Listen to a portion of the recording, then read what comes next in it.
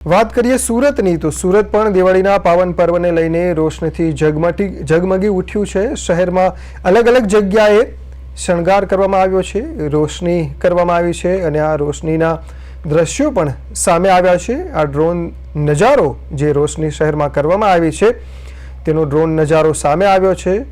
શહેરની રોશની જાણે 16 કલાએ ખીલી હોય તેવું જોવા મળી રહ્યું છે। મહાનગરપાલિકા દ્વારા ₹50 લાખના ખર્ચે આ રોશની કરવામાં આવી છે। રંગબેરંગી રોશનીથી સુરત શહેર ઝળહળી ઉઠ્યું છે।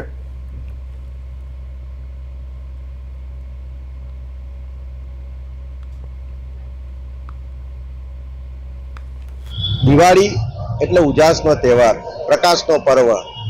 દર વખતની જેમ આ વર્ષે પણ સુરત મહાનગરપાલિકા દ્વારા વહીવટી ભવન ખાતે તેમજ વિવિધ ઝોન ઓફિસ ખાતે દિવાળીનો ઝગમગાટ કરવામાં આવ્યો જ છે।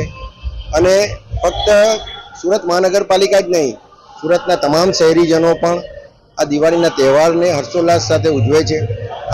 હમણાંથી જ દિવાળીના એક અઠવાડિયા પહેલેથી જ આપ અગર રાતે નીકળશો તો રિંગ રોડથી લઈને રાંદેર સુધી તમામ જગ્યાએ એ પ્રાઇવેટ મિલકતો હોય કે કોમર્શિયલ મિલકત હોય, તમામ લોકો પોતપોતાની રીતે દિવાળીનો તહેવાર ઉજવતા જ હોય છે અને તે રીતે શહેરને શણગારતા જ હોય છે। જનરલી દરેક વખતે અમે અમારા વહીવટી ભવનને તેમજ ઝોન ઓફિસને લાઇટિંગથી શણગારતા હોઈએ છીએ અને યુનિટ રેટ પ્રમાણેનું જ અમારું કામ હોય છે। લગભગ અંદાજે ₹50 લાખ જેટલો ખર્ચ દિવાળીના દિવસો દરમિયાન થતો હોય છે।